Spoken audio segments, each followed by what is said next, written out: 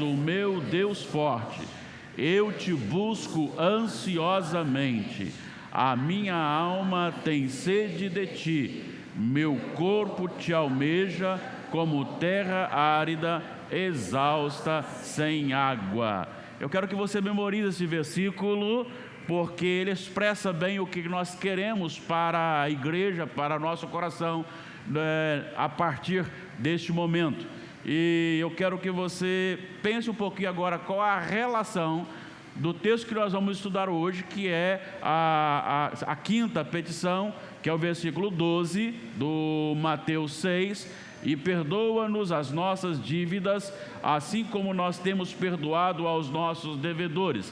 Qual a ligação do Salmo 63:1 com este versículo? A gente vai, de certa forma, mostrar que tudo aquilo que nós pregamos aqui, referente à palavra do Senhor, tem a ver sempre com esta fome, com essa sede por Deus. Este é o objetivo da palavra de Deus, revelar Deus ao nosso coração, através das Escrituras, iluminação do Espírito Santo do Senhor.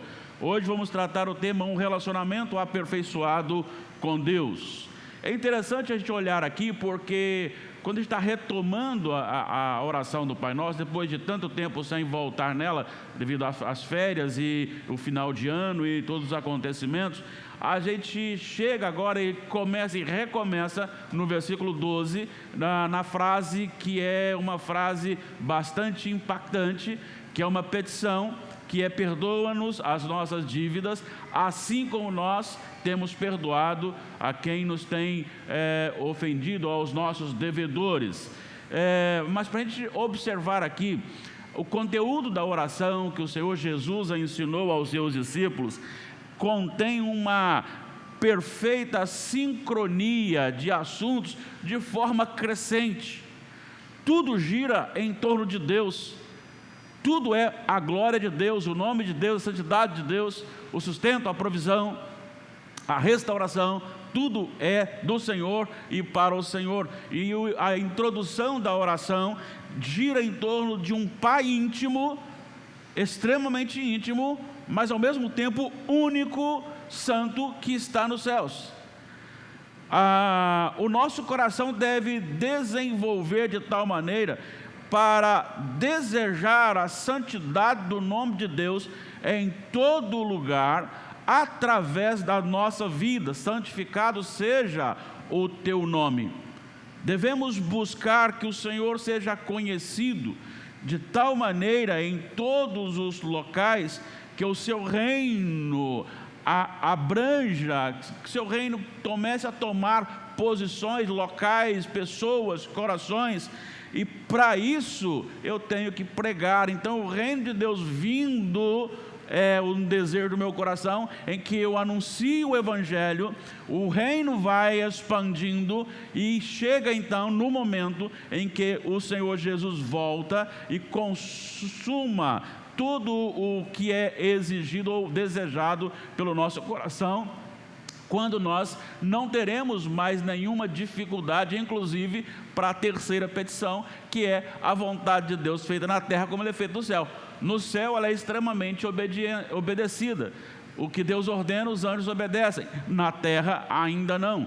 Mas nós ansiamos para que em toda a terra as pessoas obedeçam ao Senhor, embora saibamos que este ato só acontecerá na nova terra e no novo céu, quando todos obedecerão ao nome do Senhor, à vontade do Senhor, assim como os anjos a obedecem no céu.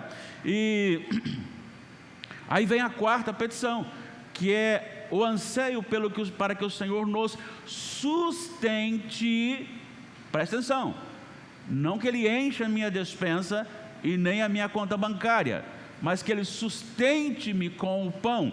E pão ali não é a comida, é tudo aquilo que eu preciso para a minha saúde, vigor, para obedecer. Então eu tenho a provisão mental, intelectual, de raciocínio, para que eu possa meditar na palavra. Vamos pensar comigo, porque o servo fiel do Senhor, ele pensa, ele questiona, Ele não engole o que os outros falam se não estiver na palavra. Então, quando eu peço o pão de cada dia, eu peço para que a provisão do Senhor de forma geral, intelectual, emocional, física, me seja suprida, para que eu viva então para a glória do nome do nosso amado Senhor Deus.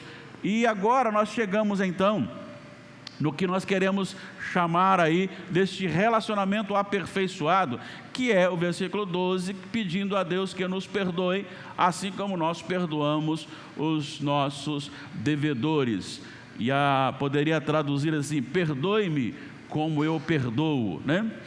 Já ouvi de algumas pessoas que não gostam muito de orar esta oração, e quando chega nessa parte costumam pular, dada a dificuldade da comparação. E perdoa as nossas dívidas, assim como nós perdoamos os nossos devedores. É necessário ler esse versículo 12 que nós lemos, e perdoa-nos as nossas dívidas, assim como nós temos perdoado aos nossos devedores, juntamente com os versículos 14 e 15, porque é o único tema que Jesus volta para dar ênfase. E os versículos 14 e 15, por favor, leiam para mim.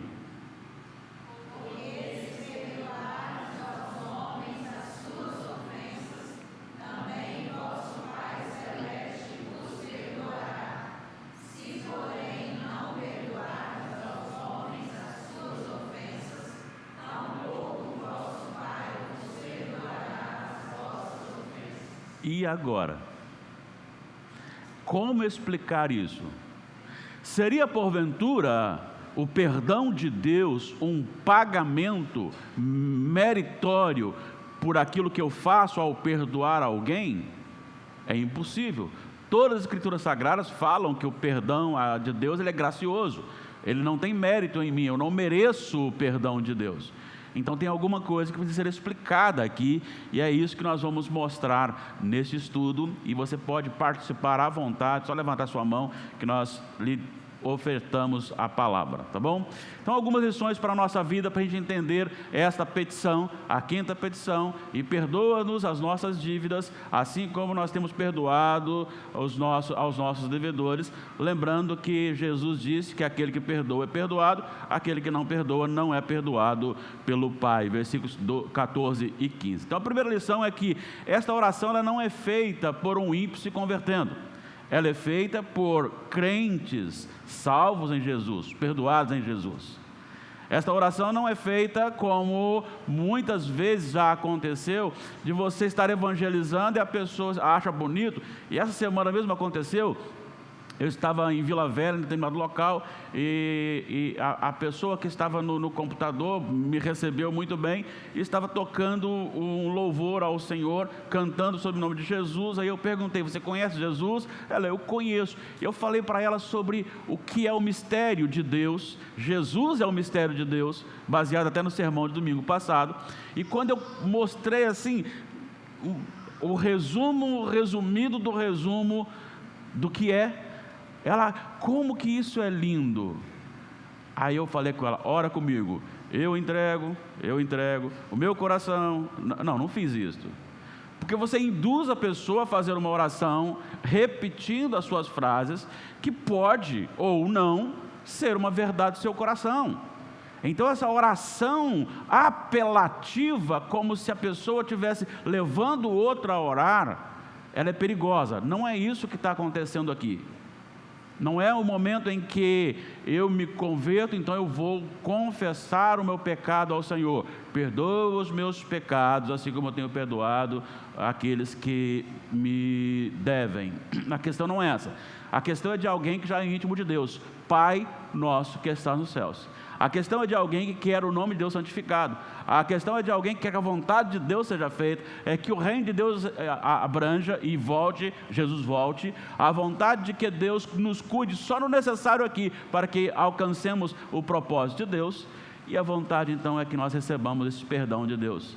Então essa oração ela é feita por alguém já convertido, alguém que quer uma restauração de relacionamento, que é a segunda lição. Essa oração tem como objetivo aperfeiçoar o relacionamento nosso para com Deus, num processo de santificação e pureza.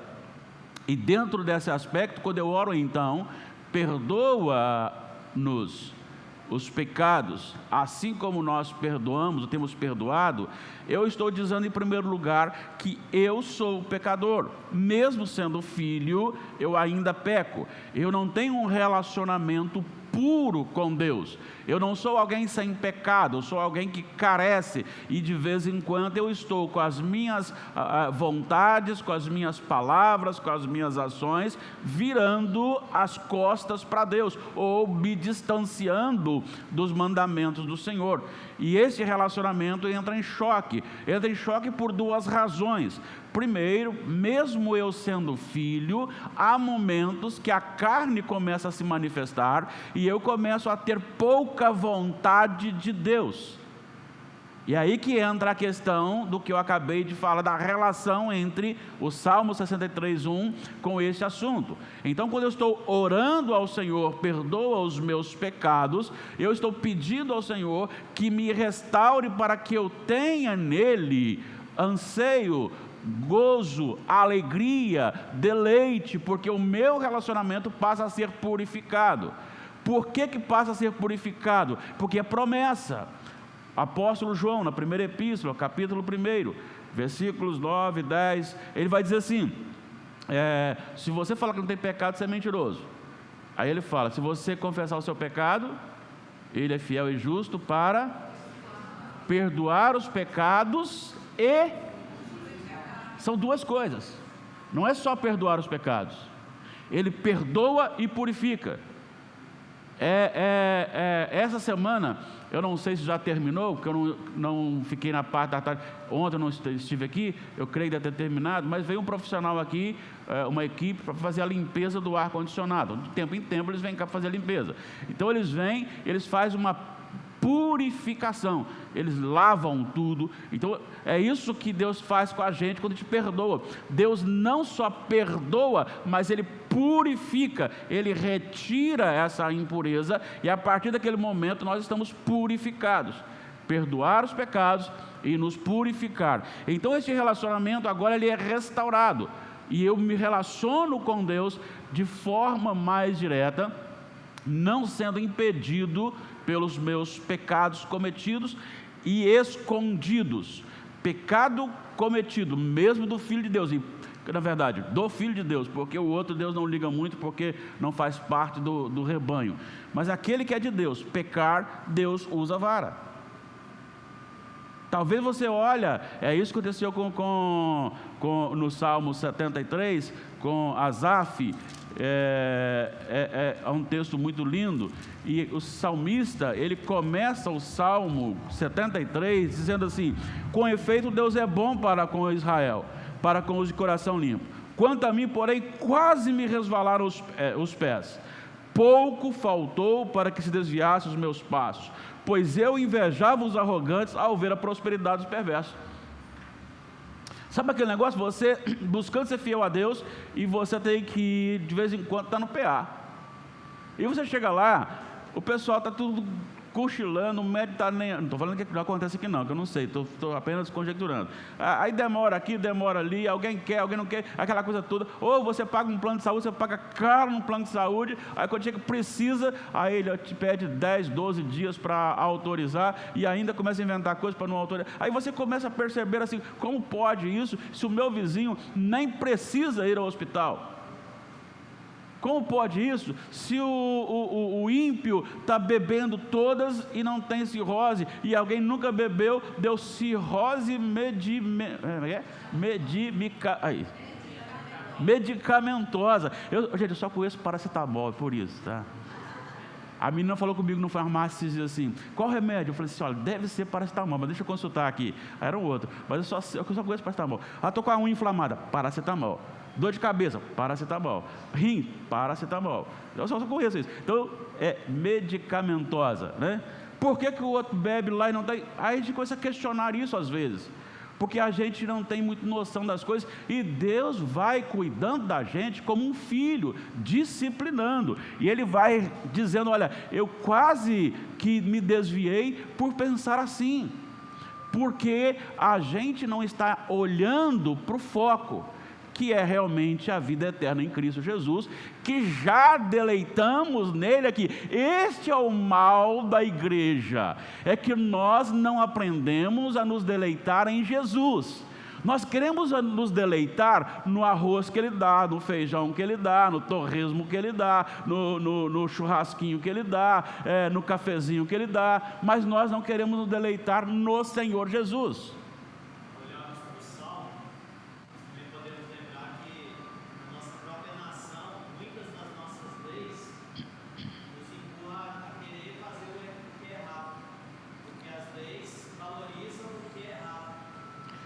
Para quem está em casa, o pastor Natanael disse ali que as nossas leis, elas valorizam o erro e nos impulsiona a querer fazer isso, né? A cometer os erros. Inclusive assim, né? De defesas do errado, né?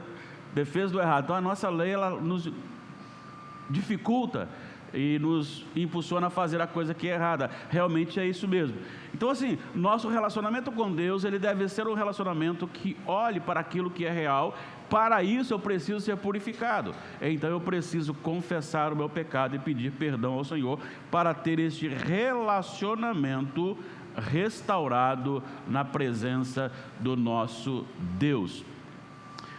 A terceira lição é que esta oração tem o objetivo de exaltar a Deus na sua santidade, assim como as demais petições. É aí que você, olha a ligação: santificado seja o teu nome. Mas santificado seja o teu nome já teve antes assim, que está nos céus. Então ao mesmo tempo que ele começa falando assim: Pai que está nos céus, santificado seja o nome de Deus, o reino de Deus, vontade de Deus. E eu quero tanto Deus que para mim o básico do dia a dia serve. Não quero mais nada que isso, mas eu quero Deus da minha vida me sustentando, me provendo. A provisão vem de Deus. Agora o perdão, ele vem de Deus. Quem pode perdoar é Deus que perdoa, é Ele que tem a autoridade, não no mesmo nível do perdão que eu tenho que ter para o meu próximo, mas em algo extremamente superior. E aí nós temos um problema gravíssimo, que muitas vezes questionamos o Senhor, referente à ação de justiça dEle. Por que Deus deixou matar crianças? Por que Deus deixa a pessoa ficar doente? Porque como se Deus não pudesse fazer isso, uma vez que todos nós merecemos não só toda a enfermidade do mundo, mas inclusive a condenação eterna. Então quando eu peço perdão a Deus, há este reconhecimento dessa santidade de Deus, porque quando eu peço perdão, eu reconheço que eu errei, não Ele. Porque se fosse uma conversa de erro para erro, falta para falta, sentaríamos e conversaríamos sobre o assunto. Mas quando eu peço ao Senhor que me perdoe, eu estou dizendo que Ele está certo e eu estou errado. Eu estou dizendo que Ele é santo e eu sou pecador, que Ele é perfeito e eu sou imperfeito, que Ele é bom e eu não sou bom. E aí você vai trazendo todos esses adjetivos relacionados à pecaminosidade para nós, e a santidade, perfeição, honra e glória do Senhor. Então tem esse sentido de olhar para Ele como um Deus santo, Criador, sustentador, não criado, num relacionamento de uma criatura que agora é perdoada, mas que precisa sempre estar confessando e pedindo perdão a um Deus perfeito, inerrável, único e que não deve nada a ninguém. Olha só, quando você ora assim: perdoa-nos as nossas dívidas, que você está tratando.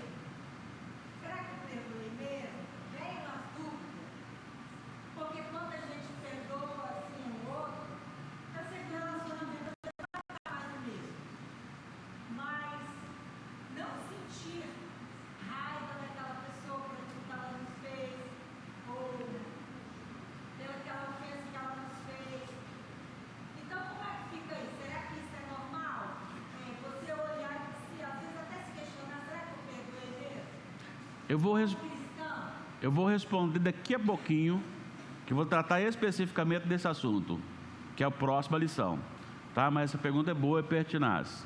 Vamos aqui, é pertinente. Vamos aqui voltando então. Veja bem, nós temos esse Deus Santo, e aí é que entra. São homens pecadores. Homens pecadores.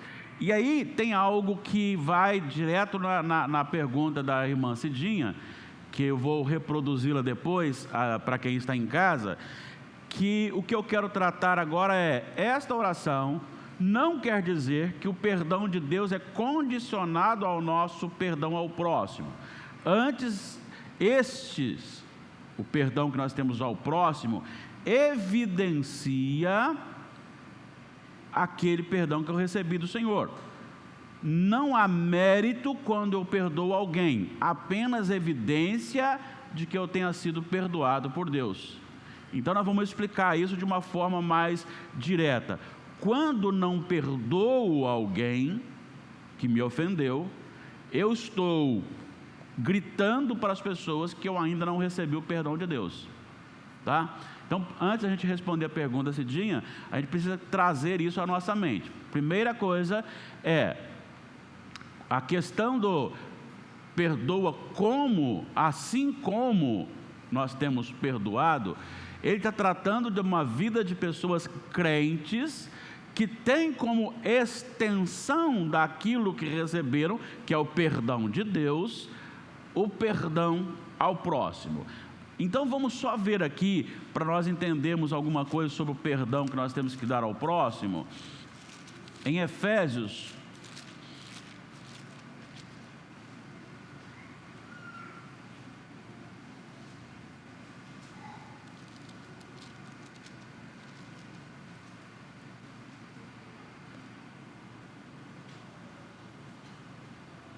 capítulo 4, versículo 32. Antes de chegar no 32, eu vou contextualizar e vocês leiam o 32. Ele diz no versículo 29: não saia da vossa boca nenhuma palavra torpe, e se unicamente a que for boa para edificação, conforme a necessidade, e assim transmita graça aos que ouvem. E não entristeçais o Espírito de Deus, no qual foste selados para o dia da redenção. É isso aqui que muitas pessoas ainda não entenderam, pensam que pode se perder a salvação. Quem é selado pelo Espírito não perde, porque a garantia não está na pessoa em si, está no selo do Espírito Santo.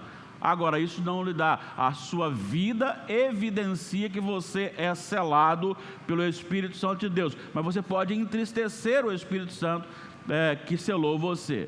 Aí vem no versículo 31, longe de vós toda amargura e cólera e ira e gritaria e blasfêmias e bem assim toda malícia. Leiam por favor o 32.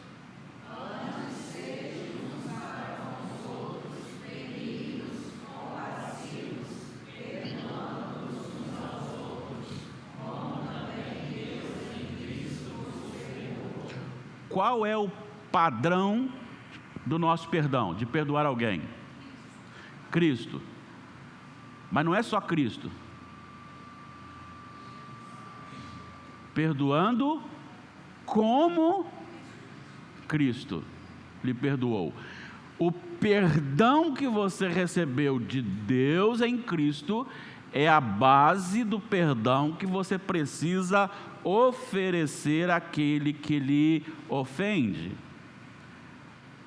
Então a grande questão é: me perdoa como eu tenho perdoado, ou seja, eu tenho desenvolvido a minha vida no Senhor, e quanto mais o Senhor me perdoa das minhas faltas pontuais, mais habilitado eu sou também a distribuir perdão. Agora, é necessário saber uma coisa: quando é que o perdão se completa?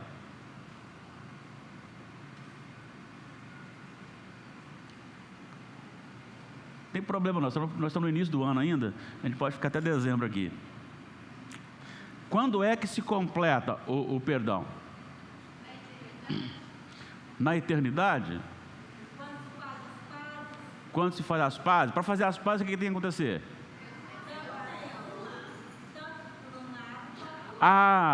É esse aqui que eu quero chegar. Tem dois lados. Não basta você disponibilizar perdão. Quando você disponibiliza perdão, você está livre do fardo da ofensa. Mas quem ofendeu continua carregando a culpa. Para haver consumação de perdão, tem que haver confissão e pedido. E aí então o perdão é concedido. Deus perdoa alguém que não se reconhece pecador, que não confessa e não pede perdão? Não. Então nós podemos disponibilizar perdão, mas o perdão ele é consumado quando a parte que errou reconhece e pede. Agora, se ele não fez isso, se essa parte não fez isso, eu preciso disponibilizar perdão, ou seja, não está perdoado porque não pediu, mas o perdão está aqui para ele quando ele quiser, certo? Quando é o contrário, eu peço perdão, você não me perdoa. Aí essa pessoa está evidenciando que ela não é perdoada por Cristo. Você está livre, que você reconheceu e confessou, certo? Oi? Aí é com o Senhor, né? Aí é com o Senhor. Vai que o Senhor tratou o coraçãozinho na hora lá dos últimos respiros, né? Então deixa para o Senhor, mas aí já é problema dela, né? Se eu me arrependo e peço perdão, não, mas mesmo assim, você fala, arrependeu depois que a pessoa morreu? Eu errei com a pessoa morreu, e aí agora? Tá, mas você vai pedir perdão antes ou depois de morrer? Se for antes e ela não perdoou, aí é problema dela. Se for depois, você então fala com o Senhor e está resolvido. E se quem morreu for crente, ele morreu com perdão disponibilizado. Quando você confessou o Senhor, já recebeu o perdão que ele tinha para você. Mas se não for também, aí você está livre diante do Senhor, que era a questão é que você confessar o Senhor arrependido. E o Senhor conhece o coração, tá, gente? É bom saber disso. Tem muita gente religiosa que não vai para o céu. A gente acha bonitinho, né, daí? A gente acha bonitinho, mas às vezes não vai. Eu não estou falando de evidência. Estou dizendo o seguinte: você não conhece o coração. Às vezes você vê uma pessoa firme, dedicada e tal, e depois de um longo tempo aquela pessoa vira, como diz lá, não sei se os mineiros falam isso, vira as casacas, não sei nem o que significa isso, vira para o outro lado, abandona Jesus e vai para o mundão. Não é questão de esfriar ou ter um problema, não, vai mesmo para o outro lado e diz que não quer mais mesmo. Então, quer dizer, você pode enganar bem uma pessoa, né? Se essa pessoa que fez isso, se morresse antes de fazer isso com o mesmo coração, ela não seria salva, né? Então você não sabe o que está passando. Então vamos aqui, o perdão, para consumar o perdão, tem que haver o pedido de perdão, mas você pode disponibilizar o perdão para aquela pessoa, caso você tenha sido ofendido, ou, se você ofendeu, seja alguém que peça perdão. Eu tenho um desejo no meu coração, já vai, Selene, eu tenho um desejo no meu coração, ao ponto de a gente estar tanto como Davi, sede de Deus, que quando eu ofender alguém, doa mais em mim do que quando sou ofendido por alguém. Deveria ser assim. Então, quando eu ofendo alguém, deveria ser pior, mais dolorido para mim, mais doído, mais angustiante para mim, do que quando sou ofendido por alguém, né? Deve ser assim na sua vida. Selene.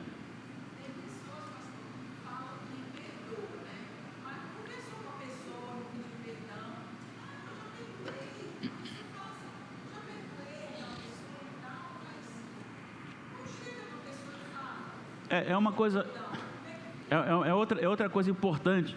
Jesus ensinou como se resolve uma demanda. E a responsabilidade não é de quem errou, não. A responsabilidade é de quem foi ofendido. Se alguém fez alguma coisa contra você, vai lá e conversa com a pessoa. Ô Thalita, você trouxe aquele torresmo que sua mãe mandou e comeu tudo. Mandou para mim, você comeu tudo. Você e o Juan comeram tudo. E você fez errado. Brincadeira aqui, né?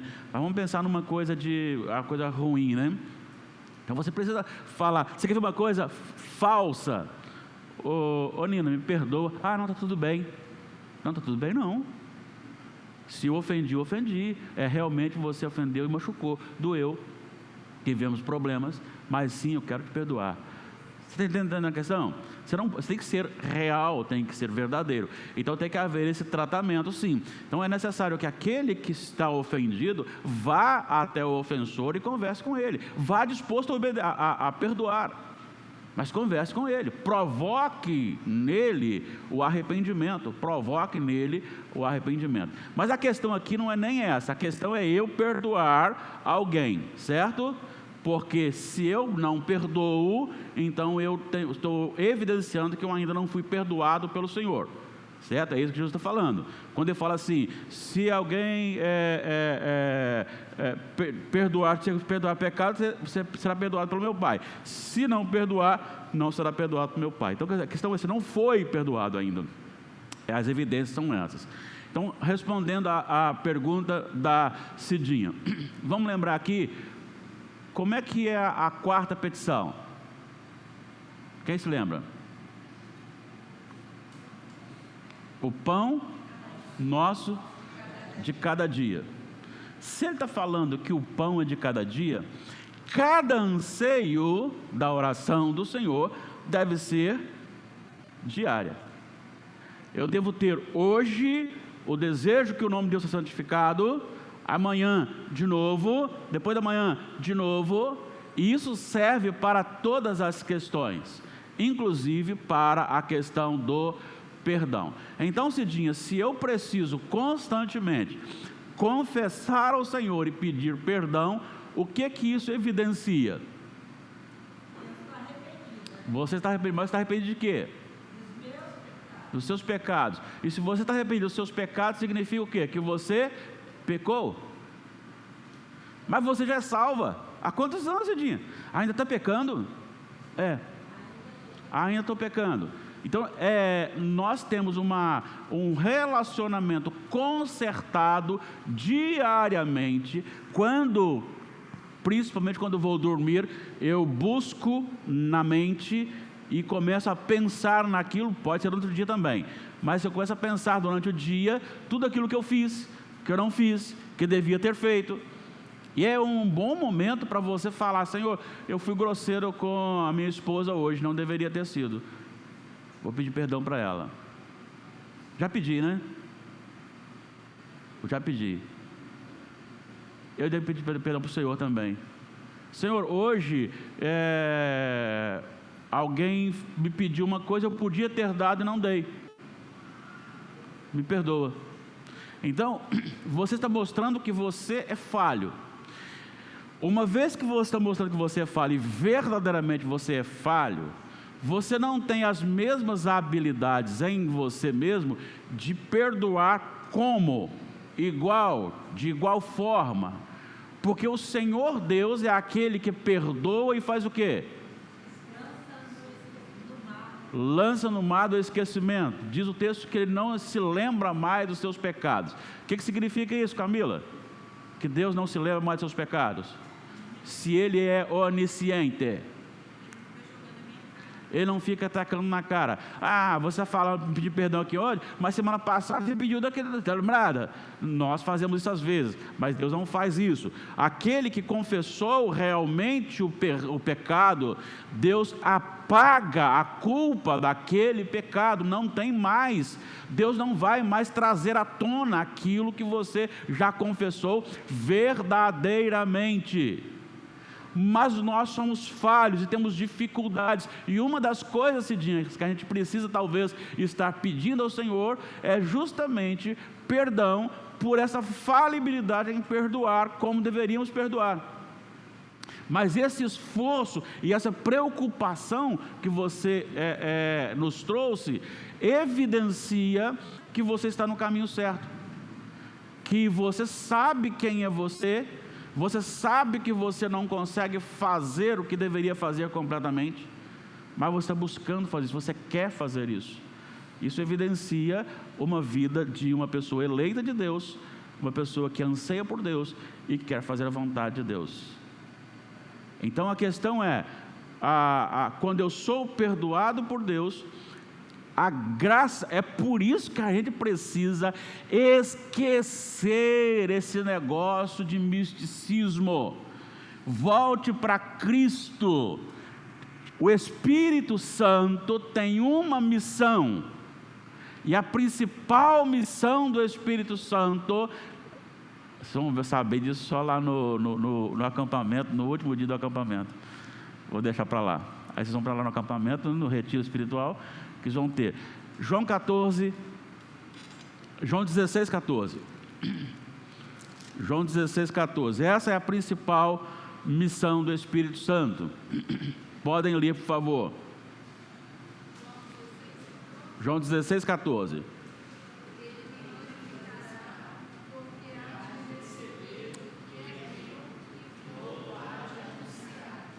E Ele, quem? O Espírito Santo. Quem? Jesus. Glorificará.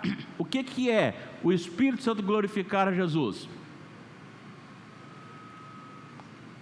O que você acha? Não tem problema você não acertar o que eu quero que você fale, não. Mas vamos lá pensar um pouquinho. O que você entende como o Espírito Santo glorificando a Jesus?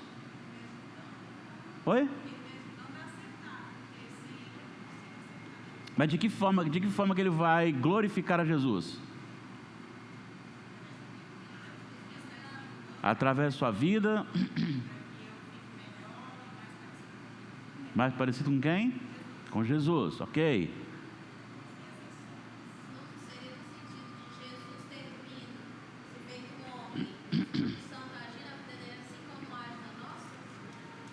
Seria?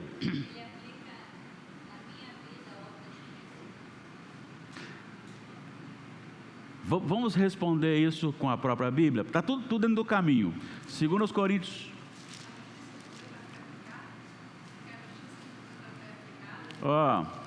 Está tudo dentro desse caminho. 2 Coríntios 4, versículo 4. Leiam, por favor.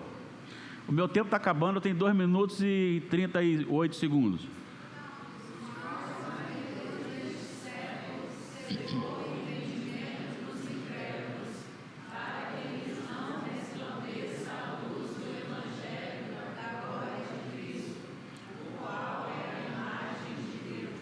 Então, o que está acontecendo aqui? Tem alguém, este alguém é quem? O príncipe deste mundo. Quem que é? Satanás. O que ele faz? Cega o quê? Cega o entendimento. Tem olhos? Entendimento vê? Cega o entendimento, para que não resplandeça. O que é o Evangelho? O que é uma boa nova? Alguém falou que já. É o próprio Jesus Cristo, né? As boas novas é o próprio Jesus Cristo dentro do seu plano da redenção. Agora veja bem o versículo 6 do mesmo texto. Pode ler.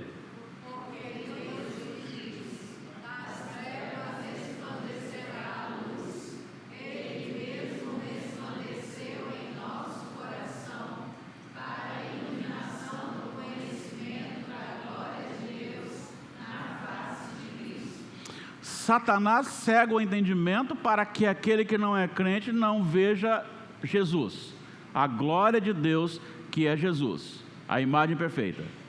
Deus resplandece a luz, abre os olhos do entendimento para que ele possa ver a sua glória em Jesus, a beleza da justiça de Deus aplicada em Jesus Cristo. E se a gente parar um pouquinho, vocês já estão aí já bem informados sobre isso, a maneira como Deus executou isso, de tal maneira que Ele, sendo justo e salvando pecadores, perdoando pecadores, ainda assim não se tornou injusto, porque não foi simplesmente um indulto de Natal. Não foi simplesmente olhar, até com misericórdia vou te perdoar. Não, foi todo um processo em que a justiça foi aplicada. E foi aplicada com tanta perfeição que você e eu não somos mais culpados. Colossenses 2.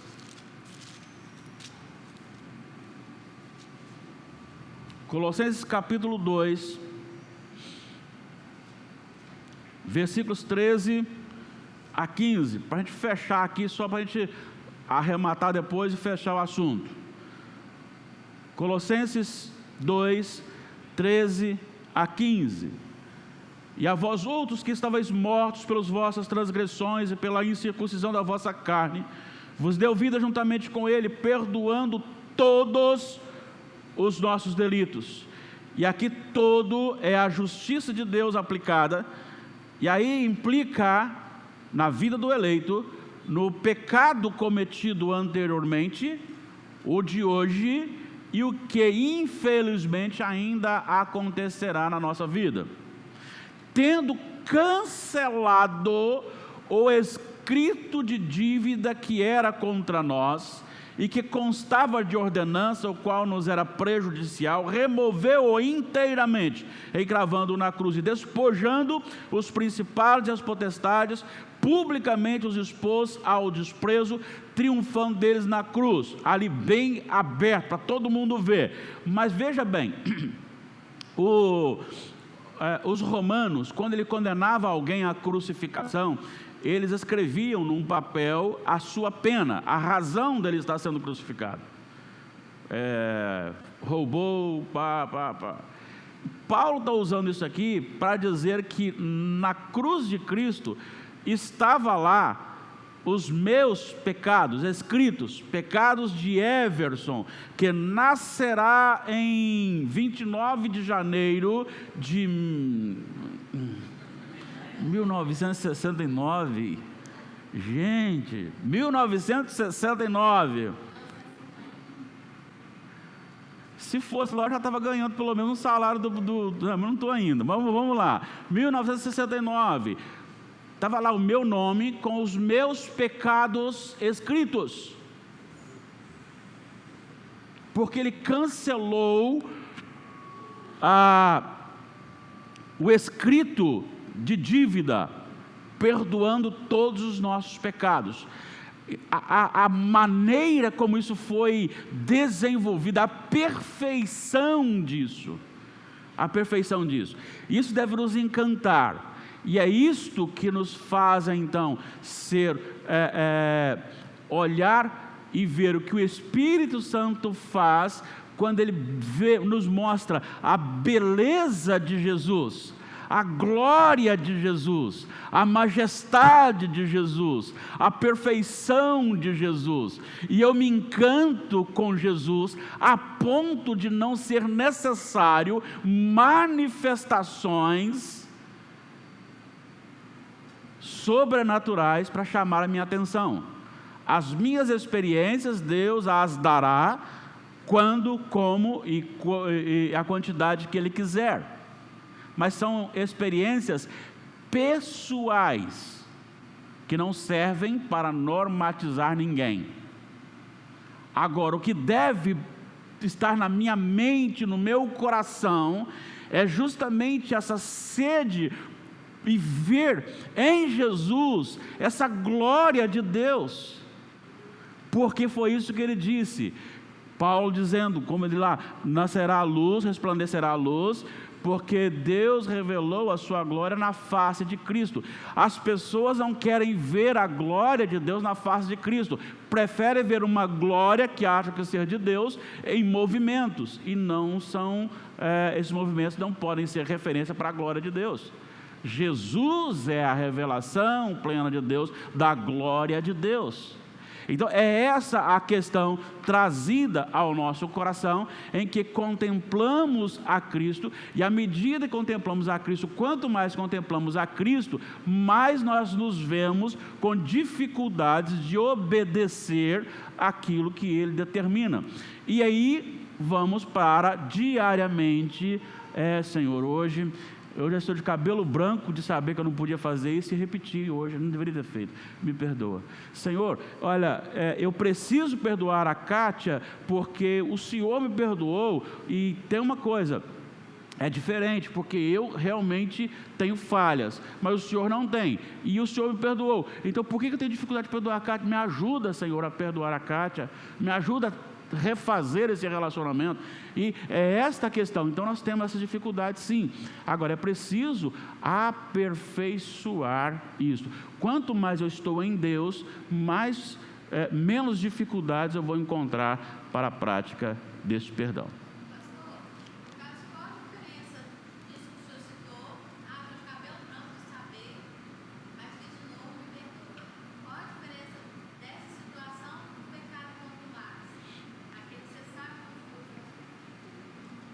João, 1 de João, capítulo 2.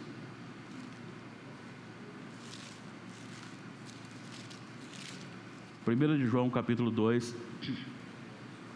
Depois que ele falou que Deus é luz e você não pode estar em Deus e nas trevas ao mesmo tempo, ele fala sobre o perdão. Você confessa e Deus perdoa e purifica. E aí ele diz no versículo, capítulo 2, versículo 1: filhinhos meus, estas coisas vos escrevo para que não pequeis. Certo? Se todavia alguém pecar, o que significa isso? Se todavia alguém pecar, eu não quero pecar, mas fui fraco e pequei. É diferente de você falar assim: não, isso é pecado, eu sei que é pecado, mas eu vou continuar fazendo. É você ser derrotado pela sua própria carne em momentos específicos. E é interessante porque, para vocês não interessa muito isso, mas a questão gramatical aqui é o seguinte, é pontual, é algo realizado, não é algo contínuo.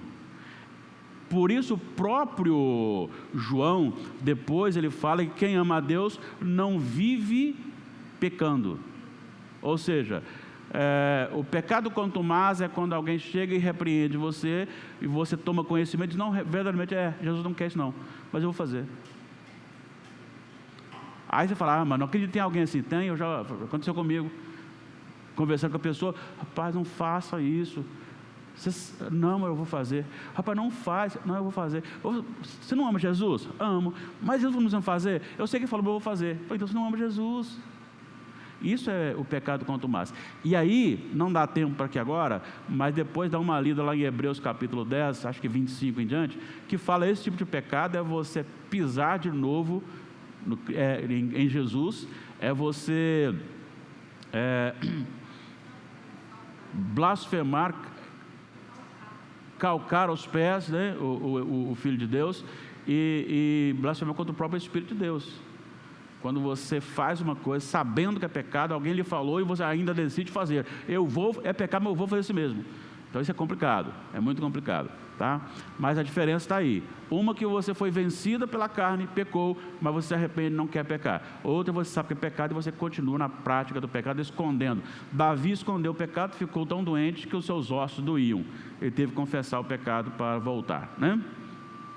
Então, para a gente fechar aqui, quando eu peço perdão, pedir perdão é reconhecer a nossa filiação em Jesus, o seu perdão justificador já realizado e a sua graça e misericórdia estendida sobre nós. Então, se eu estou pedindo perdão a Deus, neste contexto da oração, é porque eu já sei que eu sou filho de Deus, chamando de Pai e tudo mais. Segundo, reconhecer que nossos pecados atrapalham o nosso relacionamento com Deus, e isso só pode ser mudado com o perdão de Deus. Terceiro, exaltar a santidade de Deus e fazê-lo conhecido, ou fazer conhecido o seu nome, como Deus puro, santo, perdoador e Senhor. E quarto, e finalizando, fortalecer a necessidade de replicar este perdão que nós recebemos, evidenciando que nós somos perdoados pelo Senhor, e repassar isso àqueles que precisam ser perdoados. A grande questão isso tem tudo a ver com um avivamento. Quanto mais você busca o perdão de Deus sinceramente, mais significa que Deus está trabalhando no seu coração e na sua vida. Ainda alguma dúvida?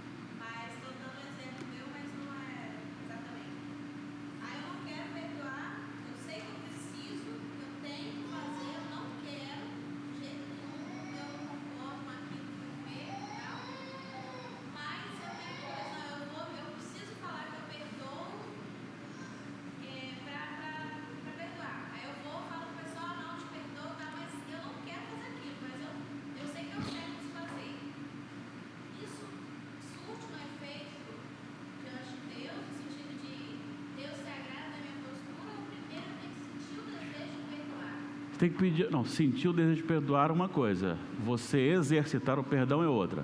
Agora, se você faz isso hipocritamente, tem que confessar dois pecados: um de não ter perdoado sinceramente, e o outro é tentar enganar a pessoa que pediu perdão. Não é hipocrisia, seria, por exemplo, eu não quero porque me machucou muito. Mas aí, não, aí no caso é o seguinte, você está naquela fase de Senhor, eu tenho dificuldade, eu quero perdoar, porque eu preciso perdoar, porque eu fui perdoada pelo Senhor, e o Senhor é perfeito, e eu não sou perfeita. Se o Senhor me perdoa sendo perfeito, eu também preciso perdoar a pessoa que me ofendeu. É difícil, está difícil, mas eu quero perdoar. Então vai falando com o Senhor e Ele vai lhe habilitando a isso, tá? Mas veja bem, Deuteronômio 24 diz que Moisés permitiu o divórcio, e Jesus falou que ele permitiu o divórcio por causa da dureza do vosso coração. E ele permitiu o divórcio para a parte fiel que teria dificuldade de perdoar e manter o relacionamento conjugal. Aí a dureza, mesmo a pessoa fiel, ela tem o coração duro, e por causa disso Moisés permitiu, porque ela não teria condições de, não, eu perdoo, mas não tenho condições de continuar no relacionamento, porque todas as vezes do ato conjugal, eu vou lembrar daqui, eu não quero, não tem jeito. Então essa dureza do coração levou Moisés então a permitir que se desse carta de divórcio para a parte fiel, que é dura de coração. Imagina a outra aqui que adulterou, tá? Mas aí nesse caso eu tenho isso, nós temos isso. A questão eu vou lutar comigo mesmo e falando isso com Deus. Senhor, me perdoa por isso, mas está difícil. Eu preciso desenvolver isso, eu preciso. Então esse desejo de acertar, de obedecer, evidencia que você está em Cristo. Isso é importante. Você não você, Renata, você qualquer um que passar por isso. Ok? Ok? Vamos pedir perdão ao Senhor?